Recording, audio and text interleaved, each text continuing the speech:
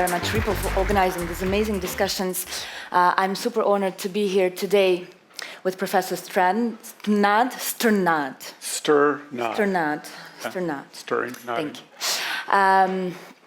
That actually is an incredible figure for me because you combine in your experience basically opposite ideas, right? The mathematician and tech expertise related to law, policy, human rights, all this bridging.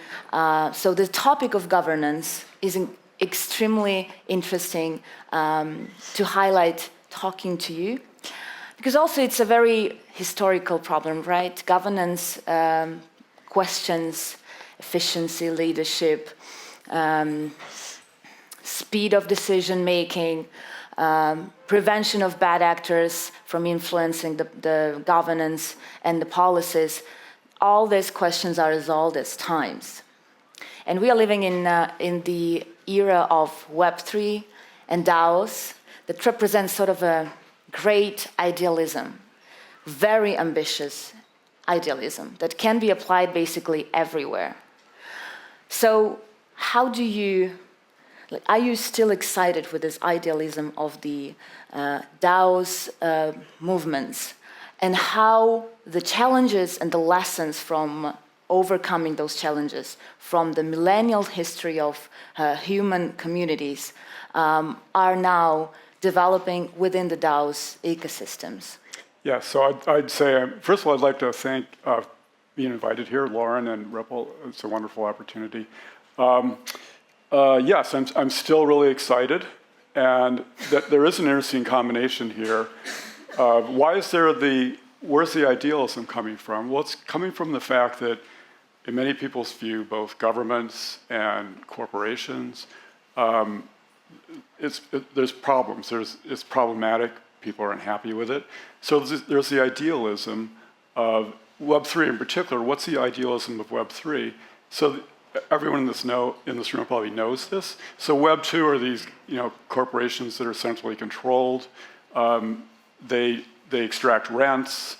While Web3 is the idea of, okay, let's kind of get all the participants to, in some democratic way, I put that in quotes, gotta be careful with that word, that they can govern what's going on and get rid of the rent extraction and so on and so forth. That's kind of the idealism of it. And as Rosina mentioned, we have sitting in the background this huge history. One of my colleagues at Stanford, Andy Hall, wrote this paper. He's a political scientist. He wrote this paper after DAOs had some running room for 2 or 3 years. And he said, they're trying all these things, but they haven't looked at 3,000 years of history of government and the lessons. And so, of course, we tried these things, and surprise, they fail for the same reasons, okay? And there's a general lesson there, but it's also combined with the desire to fix things. And so let me just describe, I come from often a theoretical perspective, and let me just describe some theoretical pieces and some possible solutions, okay? So let's go into the theory part. So suppose we have, let's just look at the US political system, and let's look at the presidency. So what's happening? Every 4 years, we're electing a new president. Okay, what is this? Well, let's just theorize a little bit. Let's suppose we create a space, and let's just make it 2 dimensions to make it simple, of all the possible policies. And so one dimension might be kind of things like reproductive rights, certain other human rights. The other might be some kind of economic rights. I'm being a little vague because I don't want to do what? Because the number of dimensions is probably a lot more than 2. And certainly after it gets more than 3, it's kind of hard to visualize it, at least for me, okay? So let's just think about the 2 dimensions, okay? So here we have some theoretical results. There's one case where, and we're looking at majority voting, sequential majority voting, and we can think of, instead of thinking them as people, the presidents, we can think of them as locating themselves in a policy point. And we notice that they move around, like the current Democratic candidate in the United States. This is a kind of a little bit of an issue because we go back 4 years ago and she said X, now she's saying Y, so she's moving around in that policy space. There's nothing wrong with that, by the way. there's nothing wrong about changing your mind, okay? But what is going on here? Okay, so if we take this space, there's two kinds of cases. One is there's a possibility that if we take everybody's viewpoint, it'll line up in a straight line in that two-dimensional space, okay? What's the likelihood of that happening, do you think? Okay, it's very unlikely, okay? So here's the problem. Once we don't have people lined up in one line, then majority voting, we have two or more dimensions where people are spread out, is going to be, first of all, it's going to be unstable. Every time we pick a policy, there's another policy that a majority would prefer, okay? So we pick a presidential candidate, they have a policy, there's another policy that would outvote that in majority rule. So that's bad, that means we don't have a stable outcome. But it gets even worse, and this is called the McKelvey-Schofield chaos theorem. After we do a sequence of these votes, we can end up anywhere in the policy space. Anywhere means anywhere, some really bad places. Now, I won't make any empirical claim or statement about what's happening in the United States now. I'll leave that up to you if you want to fill that in whatever way you'd like.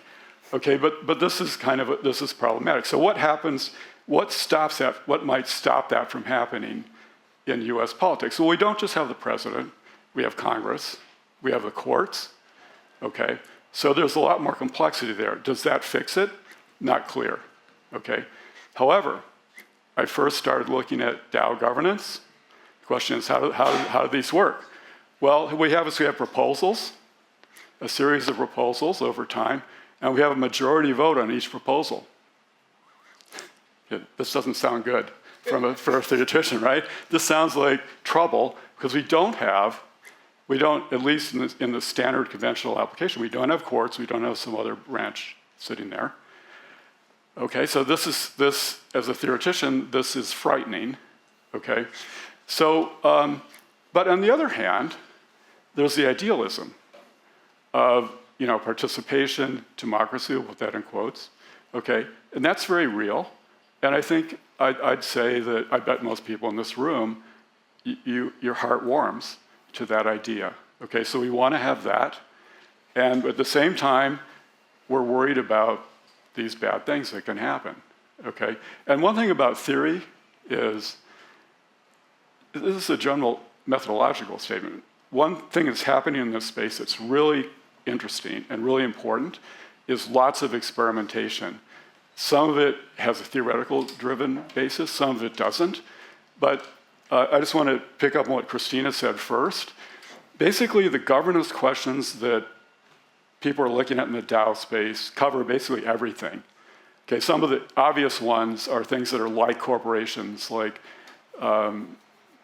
formerly called MakerDAO, Uniswap. Those look like businesses, okay?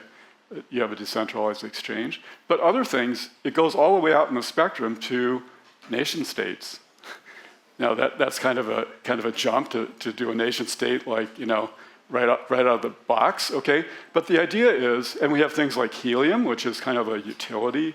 It's basically creating the equivalent of a network, a cell network.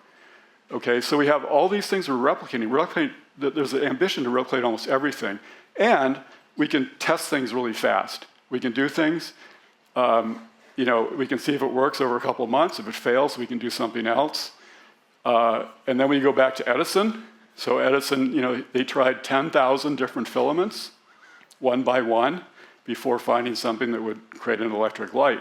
And somebody said, how can you stand doing 10,000 failures? And he said, I didn't do 10,000 failures. I successfully learned that 10,000 things didn't work, okay? So that's happening, and the fact that it's fast is really important. US government, we're kind of stuck. Like, we can't really experiment. We can't just change it and try something else. It has this, 250-year life. Hopefully it may be kind of coming to an end, maybe, who knows. But in this space, we can try all kinds of different things, including a lot of novel governance methods, and see how they work. So that's really important. Okay. Well, I think you really highlighted the most positive aspect of this idealism, because actually with experiments in tech, I think idealism sort of becomes real. And this is amazing because all the experiments, not only with tech, but also the way it influences us, I think we change, like in terms of speed, in terms of efficiency, we have a little bit of different ambitions, and this actually helps to move quicker and faster. Let's delve a little bit more into what you've been working recently, contestable control approach for DAOs. Okay. So which kind of issues does it influence, does it approach, and what are the solutions that you offer? Okay, so this is like, think about this, talking about DAOs, this is a huge field. So now we're just going to talk about one person's idea that may or may not be a good idea. Okay, so I just want to put that in there because this is a huge field. If you don't like my idea, don't give up on this space because there's all this other stuff there. Okay, so going back to the example that I just gave, we worry about, we both want to have things like voting and participation, but we worry about where it might go. So the contestable control approach, what does it do? Well, what motivated it? It wasn't actually this that motivated this McKelvey-Schofield chaos theorem. It was the following problem. We created these DAOs with the idealism of being free, of being decentralized, being free of centralized control.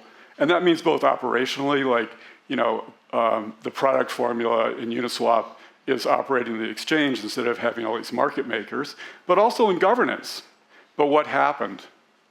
Surprise, we have tokens. Some people bought a lot of tokens and had a really high token stake, giving them potentially control, okay?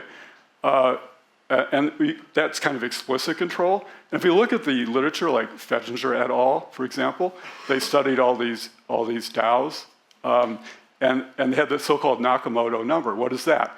That's the number of people, the smallest number of people who could control the DAO, okay? And there's two ways to look at that. One is actual token holders, and the other is delegates, okay? So here's the thing. Almost all of the major DAOs, at least one of those numbers is less than 10. Okay, so this is not good. That's explicit control, but there's also implicit control. Now what's that? That's one way of putting it. Okay, so implicit control is where it's not necessarily true that somebody has a huge, say 20% of the tokens, but what happens is that people don't participate. Okay, and that's actually quite rational. We see it, again, this is replicating history, corporate voting, all these things. This is all over the place, okay? So it's rational not to participate. Why? I'm going to give you one important reason that plays into this idea I'm going to talk about, and this is the Jensen-Meckling idea. So if I have a very small stake in a corporation, if I put a lot of effort in, like becoming informed, most of the benefit goes to someone else. If I only own 1/1000th of it, I only get 1/1000th of the benefit of my effort. Okay, so why should I do anything? And this is a general problem. Even if we have a 30% holder, if they make an effort, they only get 30% of the benefit out of it. Okay, this is a general problem. But also we have things like, well, let me ask this. So how many of you in this room, so how many of you are, we call them Jensen-Meckling free riders? I own, say, something like, well, the worst thing would be an index fund. I have the index fund. Am I looking at all of the companies and figuring out, you know, looking at that? I might even have crypto things. Am I actively informed about all those things? How many people in here, at least for one thing, are not? That would make you a Jensen-Meckling free rider. Please raise your hand. Okay, I'd be shocked. I'm shocked that not everybody has their hand up. Okay, so what problem does that cause? Well, we get a small group of active holders, and they're basically running the whole thing. And that's a small group. What do I mean? 4 or 5%. And the studies on this are even worse. They're even kind of more frightening than the first set of studies. This one study looked at 50 cryptocurrencies and looked at 5,000 votes. It found that if you take the top four active token holders, that they could shift 66% of the votes from what they were. So we have, and those 4 people tend to vote the same way. So this looks really, really bad. It looks like we failed in our idealism, okay? And we basically have entrenched control, okay, which we could have almost predicted from some other history of other things like corporations. So how do we get out of that? So the contestable control idea is that at any moment in time, and we're talking about tokenized projects here, at any moment in time, somebody can initiate an auction. And if they win the auction, they get temporary control themselves, okay? Or it might be an entity of the DAO. Temporary control, what does that mean? There's a time limit, but also it's contestable. If somebody else can initiate another auction and push them out, okay? So what does this do? Okay, well, it ends entrenched control forever, okay? And even the person that wins the auction doesn't have entrenched control because somebody else can bid against them. And it's going to tend, and what we do is this, so suppose they have temporary control for a while and then it goes away. The default is it goes back to the previous governance system. And this is very important. Why? Because the voting or whatever is going on there might be something that we value. And notice now, if we go back to the thing we discussed about the McKelvey-Schofield chaos theorem, we can have voting, and when it gets to be a problem, there gets to be a problem with voting, we can get out of it by having an auction, okay? And the token value is going to go down. It's going to drive the auction, okay? So this is a way to keep the idealism and avoid some of the potential problems. It gives you a guardrail. Okay, how does the auction work? Okay, so basically the bidder is going to claim that they can increase the token value to a certain amount. And we're going to make them do this. Like, let's suppose they do that, the market cap goes up by a certain amount, okay?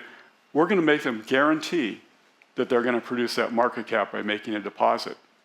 If they fail, they're going to have to pay that to the token holders that existed at the beginning of the auction.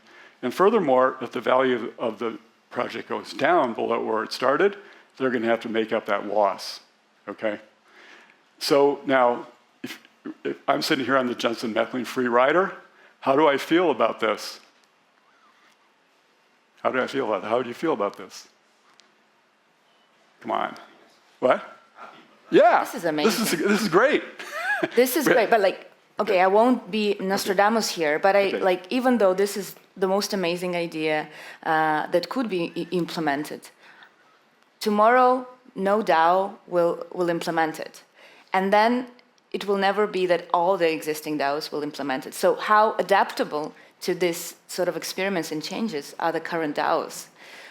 Okay, so that's a really good question. But please don't tell me that you're just, you're a researcher, so like what then happens with them? I won't bail on you. Okay. So basically, there's one theoretical thing we want to say, is what kind of DAO would this work for? So we have to have, I call them economic DAOs, and what does that mean? That means that they have a public token market, and the value of the project is reflected by the token value. This can obviously be true for things that are like businesses, like, formerly called MakerDAO, now Sky. You do a good job as the token holders. They burn some Maker tokens, your tokens are more valuable. And it's directly connected. Okay, Uniswap is similar when they turn the fee switch on, or even if they will turn the fee switch on in the future. But even things that are like social DAOs, as long as if social DAO is succeeding more, I like it more, a charity DAO, I'm more enthusiastic and I want to buy tokens and that drives the token price up, that's a possible case, okay? Now, the thing about this, any idea like this is if it works, and there's no guarantee that it will, you have these theoretical ideas, you have to test them out, I almost guarantee that it will not be in the exact form that I've written it. Okay, because we just know that's going to happen. And we are looking at, there's people in this room, like with Q Protocol, they're working with them and possibly to test this out. They're an ideal place. Because why? Because there's certain difficult parts. We try to make this totally code feasible, that it's just running on code. but there's some tricky parts, and Q has generally has tools for DAOs where when you get to the end of code where there's a problem, they have tools to fix that. So it's an ideal. That's where we're trying it out. That's where I'm cooperating with to try it out first. Okay. So we have about 10 minutes left. So I wanted to finish a little bit more about the mechanism. So one part of the bid is I'm gonna claim I can reach a certain token value. The other part of the bid, so now that's gonna create this extra token value, added market cap.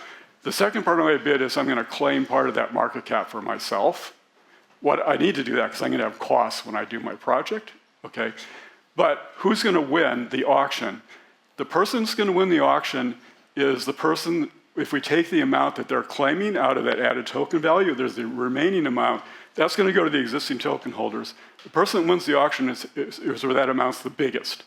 So this auction winner is gonna be the one who promises to deliver the most token value to the other token holders, and that promise is backed up by a deposit. Jensen Meckling, are we happy here? Yes, come on. I know it's before lunch, right? We're really happy. The auction is going to be the winner is going to be the person that's going to deliver to me the most money, even though I'm a passive. Why the biggest motivation is always money? What? Well, all right. Well, it's more than that. Okay, so if we go back to the economic DAO idea, the money represents how well the project's working, and if it's a charity DAO, what it means is we're making the charity DAO better. Now I want to make a very crucial point, this is a problem that happens with DAO governance. We have this model of countries. Countries have a fixed population. Now they can move, but it's costly. It's not true of what we're looking at here. Here people can trade their tokens. So and this is very idealistic, but what we're really talking about is not just the people that are currently in the project, but all the people that could be in the project because they buy into the project. They buy into the charity DAO, they buy in, okay. And so from that perspective, okay, this money amount represents some future social value. I mean, this money amount, this extra value, subtracting out the cost of the person that does the project is social value. So we're talking, so here's what, let me just look at some of the, so this mechanism is going to do several things, just theoretically. It's going to choose the project with the highest social value, that's producing the most social value. It's producing the most surplus aside from the cost. And not only that, it's going to choose the best project of any possible project. Okay, isn't that cool? Okay, that's one. Two, it's going to tend to shift most of the extra surplus to the existing token holders. Now, this is not perfect. In fact, game theory-wise, nobody knows how to fully extract. We want to extract. What we want to have happen is we want the best project person to do it, and we only want to pay them their cost. And then I'm the Jensen Meckling person. I want to walk off with the rest of it. Now, why are we so friendly? I mean, I'm a Jensen Meckling free rider, but if I put myself aside, why do we care about them? Well, here's a really important point. So the Jensen Meckling owners they got their ownership going way back into the past, way back to the startup point. If we go back to the startup point and you're a startup investor, and I tell you, look, I'm creating a mechanism, and here's what the mechanism is going to do. We're going to choose every single time, we're going to choose the best possible project going forward that's going to produce the most value, and we're going to give you all of the extra value. What's going to happen? The startup value is going to be maximized. It's going to reflect the full potential of this project, and we're going to do all the projects that have social value. If we don't transfer this surplus to the Jensen Meckling free riders, we're not going to get, so this is a social dynamic optimization point. We're getting two things. We're getting the best projects, and we're getting the highest investment value that reflects the full value of this. So this is a really good economic mechanism, okay? But the voting part, we also can come in and bail out the voting part. And I want to mention regulation, okay? So with regulation in the United States, we have a mess. We don't know what's going to be true on February 2025. I like to break it down into three major visions. One is what looked like was going to happen before the Biden administration, which was we were going to develop the standard law, like like the people that know some law, it's like in the Howey case in the SEC. We're going to develop this, and it's going to turn on decentralization. And everybody was talking about this. How decentralized is it? That determines whether we're going to regulate it or not. Of course, Europe kind of did something similar to this, and the FIT 21 bill reflects this old approach. It's passed the House, hasn't passed the Senate. That's one approach. The second approach is the approach that the SEC has taken toward exchanges. It redefined exchanges to be a group of persons. And the crypto community kind of freaked out. What does that mean? Who's the group of persons?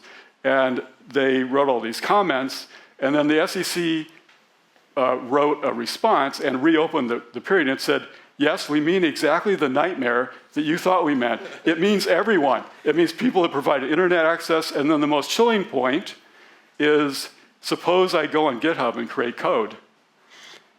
Later, some DAO picks up my code and uses it. I'm not part of the project. I never talked to anyone. Guess what? I might have potential regulatory responsibility and liability. Asked that question directly. I said, oh, it makes it less likely, but it doesn't eliminate the possibility. Okay, so that's the second kind of regulation. And there's actually an idea behind that. I only have 3 minutes left. There's an idea behind that. We also want to take at least one question. Okay, all right, let me give it. Third vision, and then last. All right, well, I just tell you, I think I'll do it fast. Okay, all right, that vision is a nightmare. There's reasons for the nightmare. It has an intellectual reason behind it. The third vision is regulatory gradualism. We're going to let these DAOs, we're going to let them operate for a while, even though they might violate the regulations. Then we're going to come up with regulations. We did that in the United States with electronic exchanges in the 1990s. It worked beautifully. Okay. Now here's the thing about this mechanism. Okay. What are we trying to protect as regulators? We're trying to protect investors, particularly who? Small, uninformed investors. Guess what? In this mechanism, if there's going to be surplus, they're going to get it. They're guaranteed to get it. All their losses are covered. Do we have regulation? Okay, so there's a very powerful card here that combined with the fact that blockchain makes things transparent, so there's the argument, well, blockchain makes regulation redundant. Well, now it's going to be even more redundant. Now, we might need to still have some information disclosure, because why? Because the people that are going to bid in the auction, it'd be nice if they have information. But we can have a strong argument for A, a very much reduced regulation scheme, and B, put us in the sandbox. Put us in the regulatory sandbox, because this is a pretty safe thing here. This is a thing we should be experimenting with. Let's not put coders, let's not fine coders and put them in jail because they went on GitHub, for God's sakes. We can end the regulatory nightmare. Okay. Well, I like the way you apply idealism to anything. Let me offer you a drink. Okay. Questions? What's in this drink? Sorry? What's in this drink? Well, you'll find out. Okay. All right. Idealistic pill. All right. Do we have any questions?